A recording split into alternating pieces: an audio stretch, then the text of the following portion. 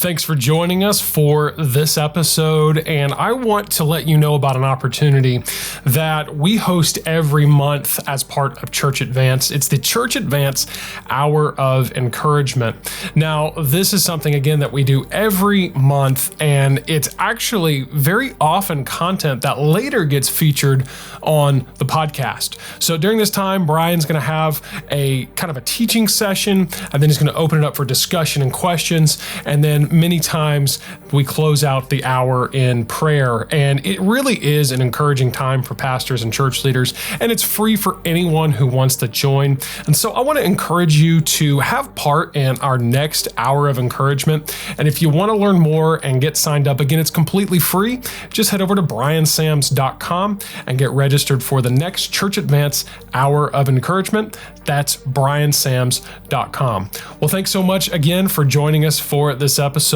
as we continue to advance a reformation of fellowship, partnership, and gospel hope amongst Bible-believing pastors and churches. This is Church Advance with Brian Sams.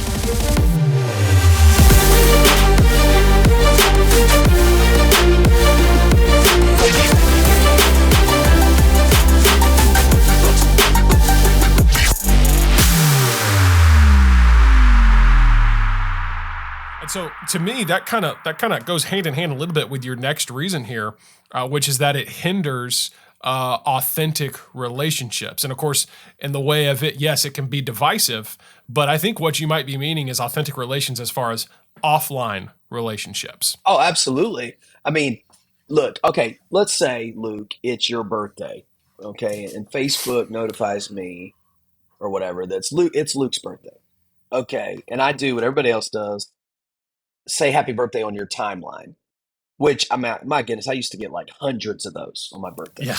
Okay, let me ask you a question. What would matter more to you?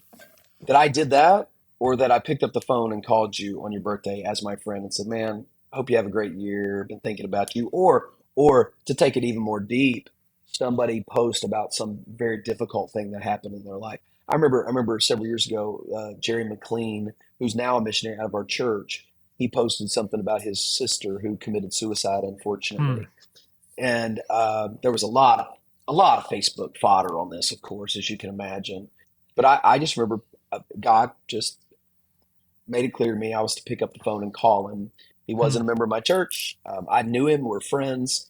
And he told me later I was the only pastor that reached out to him. And Wow. I know it was meaningful to him. Ultimately, he moved to our church and had some recovery time, and then ultimately now in Paraguay, South America, as a missionary. And again, I think the point is we value that. The other day we had the funeral for Matt Going's son there at Pensacola, the one that was killed in the car. It was a sad, tragic situation. Yeah. I just felt impressed to not just say something on social media, although I did. I got my car and drove over to Milton, Florida, and went to the funeral. I mean, I can't do that with every single thing in the world, but I can pursue, as much as within me is, authentic conversations and relationships. And I know who those people are. I know who my friends are. I know who my ministry associations are that are good and positive. And I can feed those and build those in a more meaningful way. You're not going to build a life of authentic relationships on social media. It's just No. there's a step between you and the person. And I think for those reasons, I want to lessen, I will completely remove my interactions with my friends to be more intentional with the authentic relationships that I actually have. And Yeah. so that was a good reason for me to say, you know what, I'm going to back off of that. Yeah, and there's so much again that could be said there. I mean, again, you look at the data, you look at the metrics and the statistics. The pandemic was just devastating for social life in general, for really the majority of people. I mean, I can personally attest to that. Like, just some things that, just it changed everything in terms of how we interacted. And, we spent, depending on where you live, you spent, 2 to 6 weeks or more, more or less in your home, disconnected from people. And it's just, there's something about it. And, I have good friends. I mean, that are distant. I mean, Brian, you and I stay connected. Where I live in Mhm. Nashville, you live in Jacksonville. But it's not about obviously in person relationships. That's ideal. But even if you do have people that are distant, it's like you said. Don't make prioritize the personal. Make it about, hey, I'm not just going to, your example of birthdays on social media is the best. I'm not going to just, do because think about that. It's not that everybody's motivation is that way, but when you post publicly happy birthday or praying for you or whatever, you're getting a little bit of clout for that too. Yeah. Hey, look, Luke's a nice guy. He posted on his timeline. Okay. But it's when you reach out personally that community, it's not that you just made that personal effort to connect. It's that you're doing it with the only motivation is to just connect with that person and encourage that person. And Hmm. so, obviously, yeah, in-person relation. It's not that we're saying, oh, don't have any distant relationships or anything like that, but just prioritize the personal, like you were saying. And with the idea of priorities in mind, your next point here is you wanted to prioritize what really matters. Yeah. Yeah, boy, now there's a reality check. What Yeah. actually matters? I mean, isn't this like part and parcel of what we're supposed to be doing as believers? What is our life really all about? It I had to come up with a few things.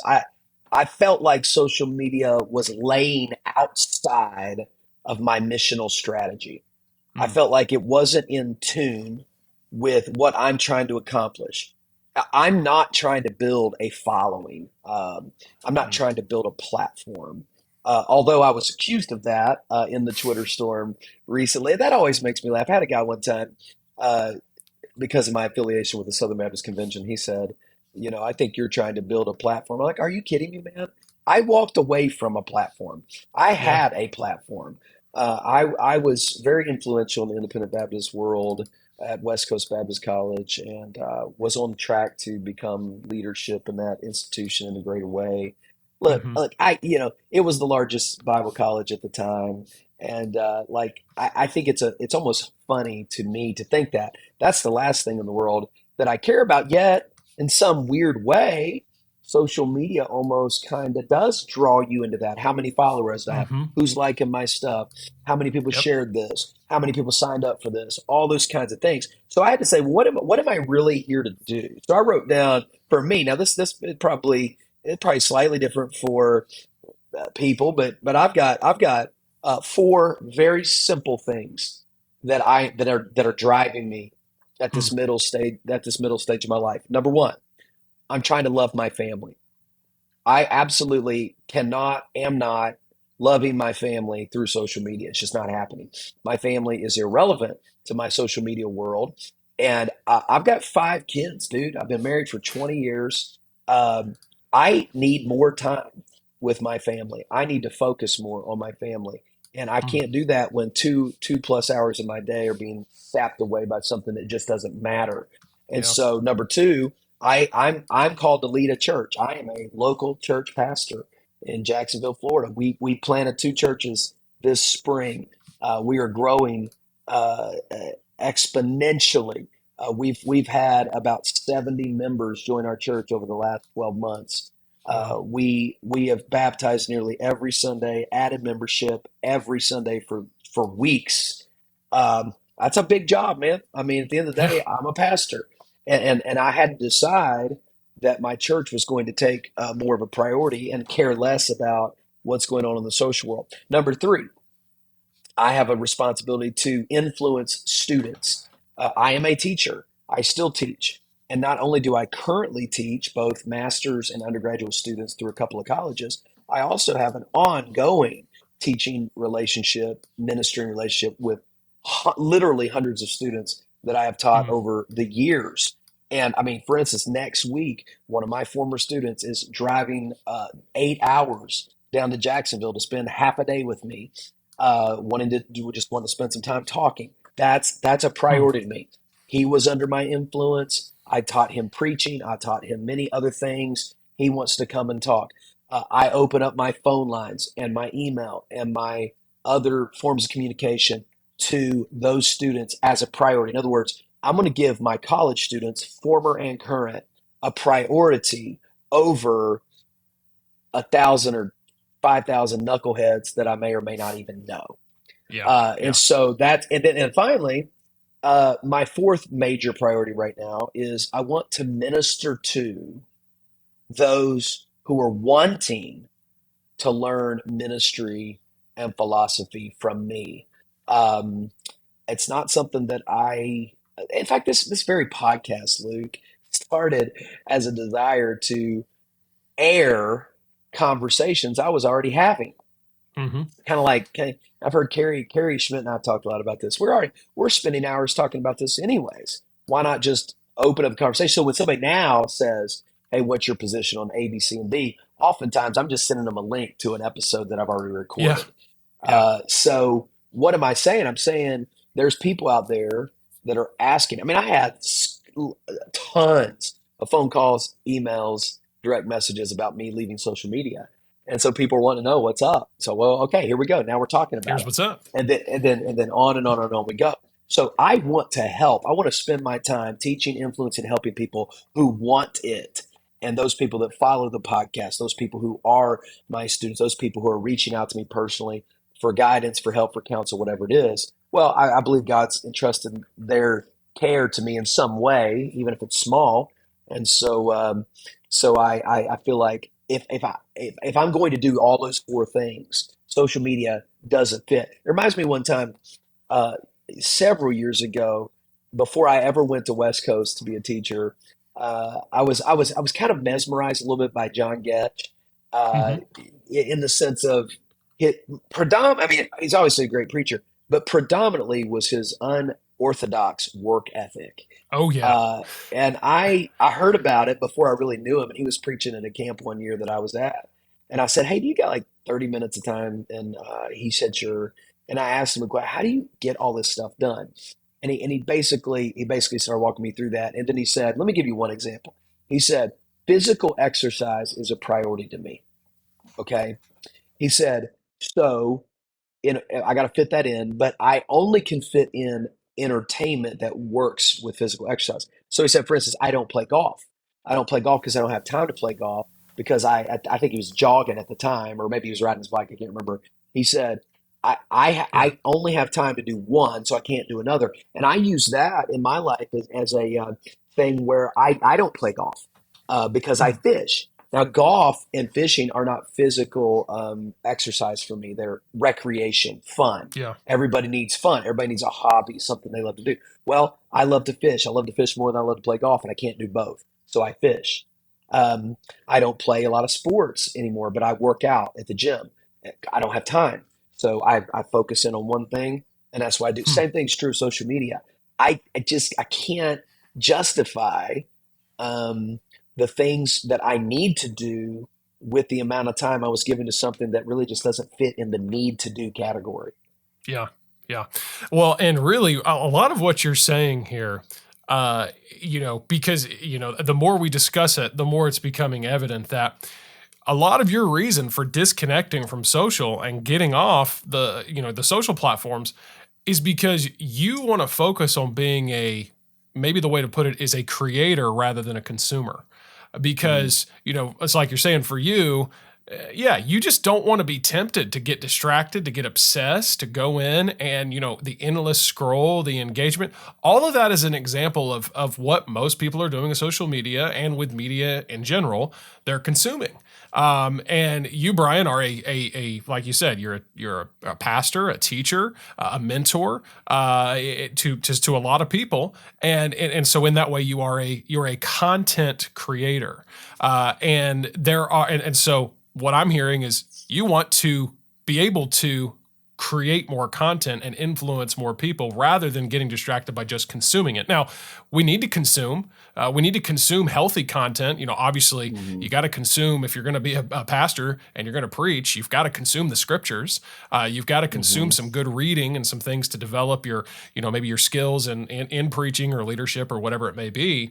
But by and large, you and I think all of us to some degree are responsible to not just be consumers, but to be creators Mhm. and to be contributors. And Yeah. so, that's everything I'm hearing there is you say, I'm Uh, prioritizing contributing, creating, not just consuming. That's exactly right. And if I'm going to consume, which I do, it's going to be for my benefit in some way. Yeah. I like to watch television episodes while I'm working out. Like when I get to the bike or the treadmill or the stair climber, I don't Hmm. just sit around watching TV all day, but I do have a series of television shows that I enjoy. And so when I go to exercise, which I'm going to do a little later today, when I'll lift weights, and then when it comes time for cardio, it's a way for me to consume something, get my mind off of something, and not just. I want to be a lot more intentional, and I think that's a good way to put it. And I do. I mean, I got on my whiteboard in my office right now the nucleus of 4 books that now that I'm not going to be on social media, I'm going to have some more time to write. And Yeah. I'm going to put out over the next couple of years a few books, and I'm excited to do that. But I have to be focused on putting the positive message that I want out there. So I Yeah. agree with you there.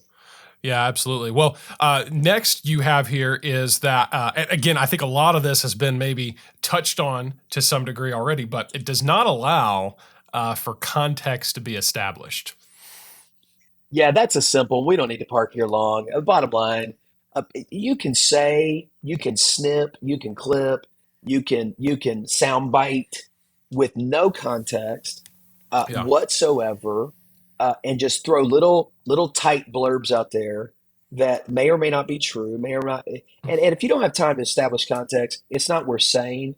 Mm. A text without a context is a pretext. Yeah. Words only have meaning in their context. um, for instance, a guy named Stacy Shiflett, who was probably my biggest antagonist in this King James only thing. There is of course, I can't find it anymore because I'm not on it, but there was a clip where he was engaging someone over this King James thing, and he wrote a little clip, and I thought about, man, I could tag this and murder him the rest of his life for this. But it said, "I am not KJB only," and then he explained a little bit of it, but I could have taken that and highlighted it Oh and yeah. and and, Yeah. and I could have blasted him over that. But that's the problem. The problem is context matters, and typically in a social media setting, you don't have time to do that. That's a big communication conversation, Luke. And I think we can just skip that. But let me get to number 8 because I think this one. I just want to say this as directly as I can. Here's the bottom line. Number 8. Why did I leave social media? I do not have any interest in engaging scoffers, liars, or detractors. Mm. Bottom line, I don't have time for that. I don't care a thing about that. If people are willing to lie, if people are just antagonistic, if people are scoffers and mockers and sarcastic and really filled with evil speaking, listen to me very carefully. I have no time for you, friend. Not going to waste my time engaging people. And look, even if you don't leave social media, can I encourage all of my friends that listen to this? Quit engaging foolish people. Yeah. They are, do not cast your pearl before swine. Answer not a fool according to his folly. I could go on. Make no friendship with an angry man. I'm just not going to do it. And the truth is, there's just too many people out there that I'm so tempted. I mean, I wrote and deleted so many tweets. I'm just not going to do it, man. I'd Yeah. rather just stay away from fools rather than engage them. Now, could I mute them? Sure, but do I really? I mean, do I really want to spend my life doing this? I just would rather just get away Yeah. from it. Exactly. Luke, I think number 9 kind of overlaps a little bit with something we've already said. Number 9, I want to engage directly and intentionally for maximum impact. I think we kind of already churned that a little bit, but this is about impact. But let me give you number 10 because I'm more excited about this than all of these. Okay, number 10. Here's the bottom line. After time in prayer, scripture, and careful thought, I just believe this is what God wants me to do. Yeah. I just, after thinking through this, all these reasons, praying about these things, evaluating my own life, I just think God spoke to me essentially, and basically, this is what I want you to do, Brian. So as a disciple, will you come and follow me? And I Hmm. think at the end of the day, that's what we all want to do, right? We all want to Yeah. follow Christ in a way that would be helpful, and take up your cross, follow me, deny yourself. Yeah. And I just think that's what He led me to do. And so I want to be known to God predominantly by doing the things He wants me to do and following Him. And so, there you go, man. I'm Yeah. done, and I have no intention. I have no intention of picking that sword back up. It'll forever be a relic in the past. So. Yeah, yeah. And, as I, have this conversation with you, some people out there that here might think, well, hold up, that's a little ironic for Luke to be weighing in on this and agreeing because that's my livelihood is media. Right. I create websites, graphics, videos, podcasts, for churches and leaders. And so I'll have people, I've had this conversation with people, several times over the past few years because my whole paradigm on media has shifted to what I was kind of describing earlier, to where I want to be focused more on creating and contributing rather than just consuming. And I do see the danger, really, just we'll call it danger, of social media, because that's really what it is.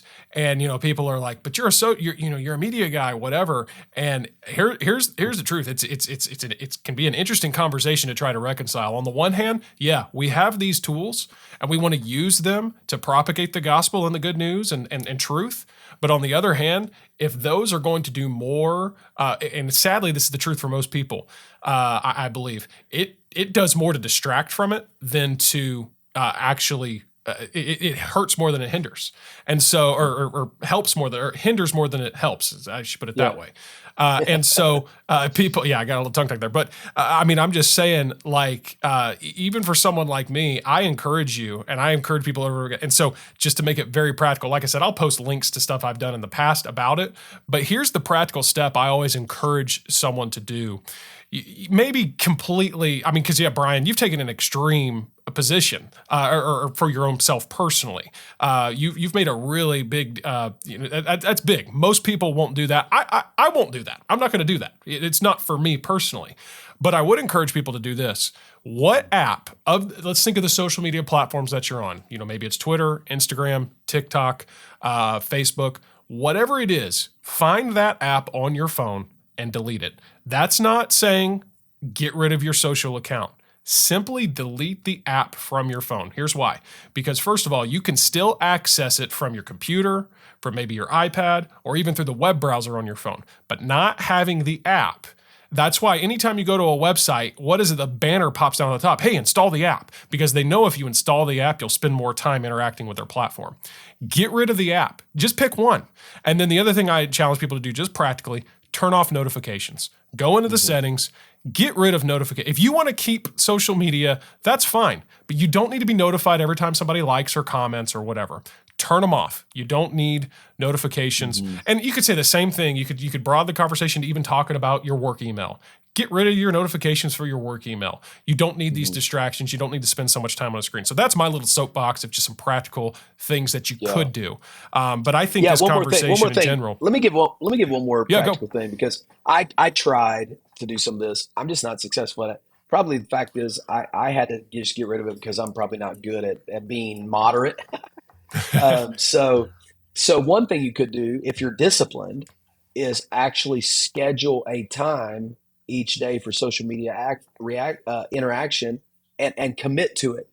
So for instance, you could say, hey, I'm going to spend 30 minutes a day or whatever, but I'm going to do it today from 12:30 to 1, and then just log in, scroll as much as you want, post as much as you want, share as many photos and things as you want, but then close it down. Now, me, again, probably just because I'm not disciplined enough, it didn't work for me, but it might work for you. So guys, if you want to talk more about it, man, I'd love to hear your comments and your questions about this. But man, it's been but not your social comments, because you're not going to see them. You can email me or you can call me. Yeah. But that's the extent of it, because I will not see that messenger post. I will not see that comment on Twitter, and I'm not planning to interact with it. Yeah. So God bless you guys, man. Thanks for joining us today.